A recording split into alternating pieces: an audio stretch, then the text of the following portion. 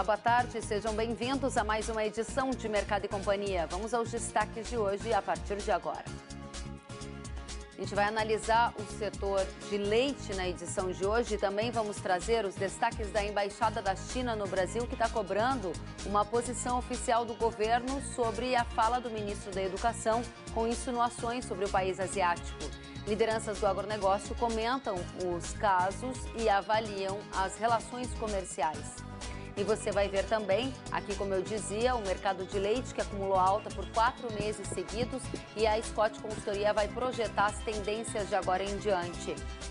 O IMEA afirma que a relação de troca entre soja e insumos para a safra 2021 é a mais vantajosa dos últimos anos. Os detalhes disso e mais a partir de agora. O Mercado e Companhia já está no ar. A Embaixada da China no Brasil publicou uma nota em uma rede social cobrando uma posição oficial do governo sobre a fala do ministro da Educação, Abraham Van Traal. No final de semana, também em uma rede social, o ministro insinuou que a China pode se beneficiar da crise mundial gerada pelo novo coronavírus. Na postagem publicada e depois apagada pelo ministro brasileiro, ele citou o personagem Cebolinha da Turma da Mônica, que trocou o R por L na mensagem e escreveu: geopoliticamente, quem poderá sair fortalecido em termos relativos dessa crise mundial? Poderia ser o Cebolinha? Quem são os aliados no Brasil do plano infalível do Cebolinha para dominar o mundo? Seria o Cascão ou há mais amiguinhos? O embaixador da China no Brasil, Yan Wamin, postou em uma rede social que o lado chinês aguarda uma declaração oficial do lado brasileiro sobre essa postagem do ministro da Educação e ainda afirmou que a China está ciente de que os povos brasileiro e chinês estão do mesmo lado ao resistir às palavras racistas e salvaguardar a amizade entre os dois países e pediu uma posição do governo. Alexandre Garcia, comentarista do Canal Rural, analisou a relação Brasil e China após a postagem do ministro e a posição da Embaixada da China no Brasil. Vamos ver.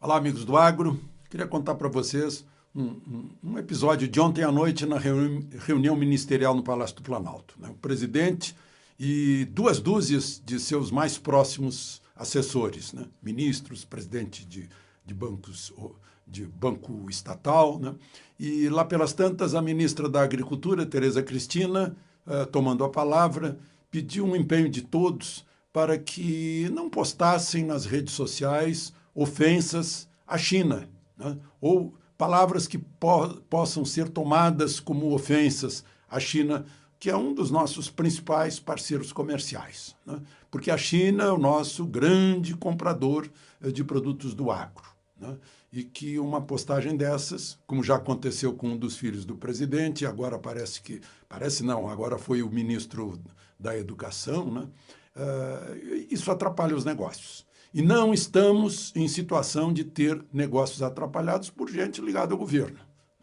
Ela quis dizer isso, em outras palavras, porque é um período muito sensível. Não dá para a gente fazer brincadeiras num período sensível em que estamos fragilizados. A nossa economia já está fragilizada, o mundo está com a economia fragilizada, não hora para brincadeira, mas para racionalidade. Certa vez, o líder chinês anterior, o Deng, disse: não importa a cor do gato, desde que ele casse o rato.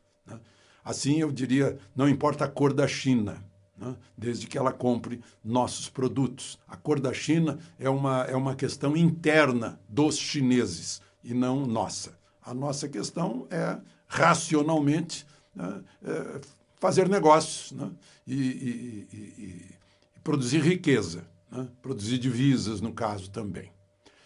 A reunião tratou muito de uma ressurreição depois da Páscoa. Tomara que assim seja. De Brasília, Alexandre Garcia. Obrigada, Alexandre.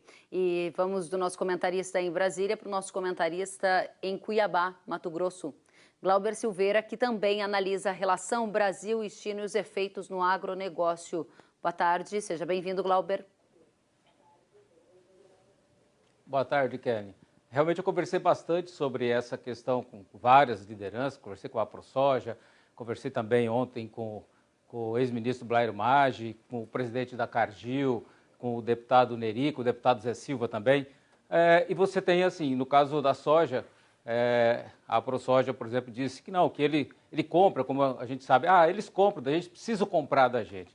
Mas agora, realmente, a posição de outros setores, como é o caso do próprio Neri Geller, da Frente Parlamentar, assim também do próprio Blairo Maggi, é que realmente é preocupante. Eu, inclusive, já estive na China por várias vezes, em momento que eu estava à frente da ProSoja, fazendo negociações com os chineses. Os chineses, eles são muito vaidosos, eles são bastante pragmáticos e eles gostam de protocolos. Então, o que acontece? Não é momento para se ficar toda hora chutando a canela da China. É importante lembrar que ele é um comprador. Agora, nós temos também outros países que são competidores. Vamos pegar o exemplo do próprio Estados Unidos. Os Estados Unidos vai reverter a produção de etanol para ir liberando o milho. Esse milho vai para o mercado, pode ser 50 milhões de toneladas. Veja bem o quanto que é de milho que vai baratear a ração, por exemplo, e vai baratear a carne dos Estados Unidos, e aí pode ser uma grande competição. É importante lembrar que nós temos um alto custo logístico, então nós não estamos numa posição favorável, por mais que o câmbio está nos ajudando. Por outro lado, nós temos o problema do frete que aumentou, problemas de portos, problemas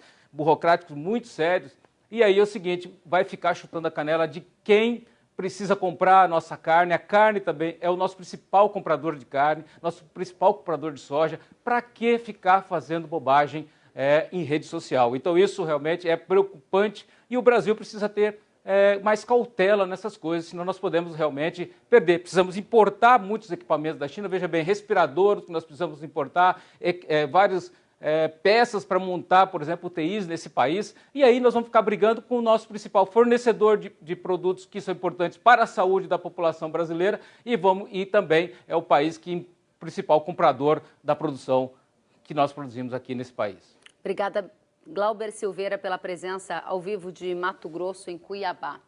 E a gente vai continuar com este tema. Agora é hora de ouvir a Associação Brasileira do Agronegócio. Eu recebo Eduardo Dyer para esta análise da relação Brasil e China, diretor executivo da ABAG. Muito boa tarde, seja bem-vindo. Qual é a sua avaliação sobre a relação Brasil e China depois dessas últimas questões envolvendo a posição do embaixador da China no Brasil e também a postagem apagada, mas postada pelo ministro da Educação? Seja bem-vindo. Boa tarde, Kelly. Boa tarde aos telespectadores. É absolutamente exótico estarmos comentando esse tipo de coisa. Não é a primeira vez que está acontecendo num curto espaço de tempo. O que nós estamos fazendo é fazendo piquenique na beira do abismo. É o nosso maior parceiro comercial. Para você ter uma ideia, a China representou 30% das nossas exportações em geral no ano de 2019, o que inclui o agronegócio predominantemente, mas também minério de ferro, celulose, enfim, só na área do agro, a China, no ano de 2019, importou 26 bilhões de dólares do Brasil, contra 11 bilhões que ela importou dos Estados Unidos. É verdade que naquele momento eles tinham um litígio, mas o que é impressionante é desconsiderar essa importância, aliás, uma perigosa importância que nós damos à China. A China representa 26%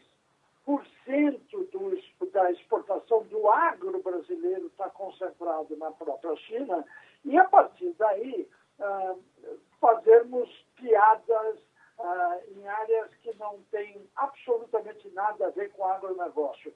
Eu estaria mais confortável se fosse uma discussão diplomática ou que fosse uma discussão, como já houve naquele período da carne fraca, entre o Ministério da Agricultura e os parceiros da China. Não foi isso que aconteceu.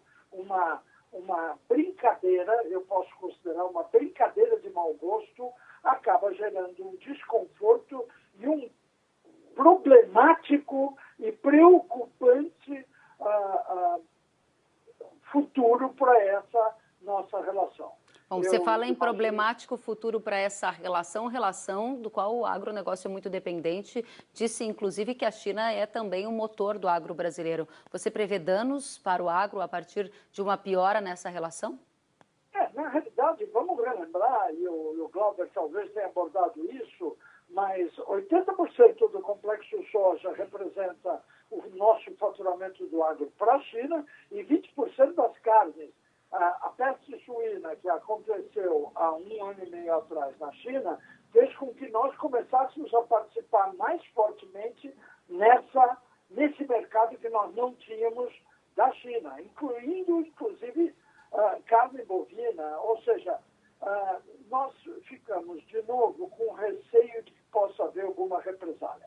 Não acho, e aí eu tranquilizo ao telespectador, não acho que a China pode prescindir do Brasil nesse momento, sobretudo em grãos, complexo soja e até milho e carnes.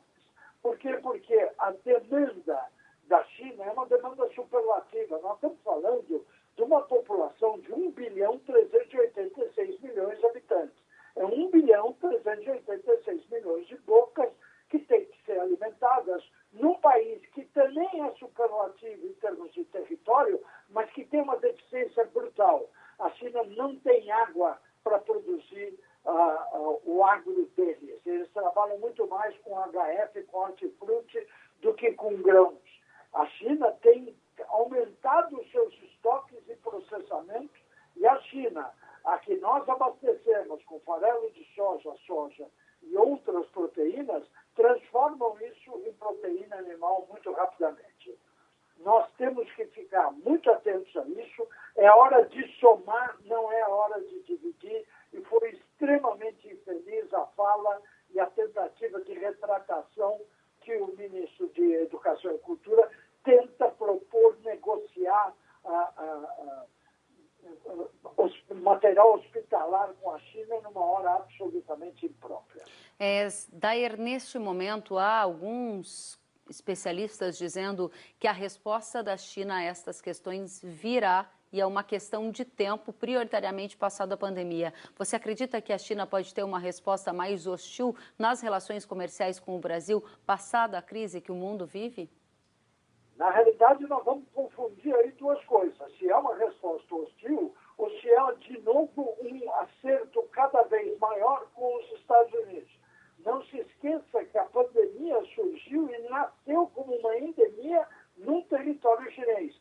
E os Estados Unidos, no primeiro momento, satanizou o coronavírus, dizendo que era um vírus chinês, uma contaminação chinesa. Depois disso foi se acomodando, virou uma pandemia. Eu não acredito que a gente vai ter uma retaliação maior e volto a insistir. O Brasil é um fornecedor predominante no agro que envolve a China e se fizermos um bom trabalho diplomático, isso não deve nos afetar. Mas temos que estar de olho, porque os Estados Unidos vai querer cada vez mais se aproximar da China, e aí nós já conhecemos essa história, nós deveremos, se não trabalharmos bem, ficar com um aspecto de cotas de fornecimento, sobretudo dos grãos, onde o Brasil é predominante com a China. Sentiu falta de algum conteúdo? Acesse canalrural.com.br.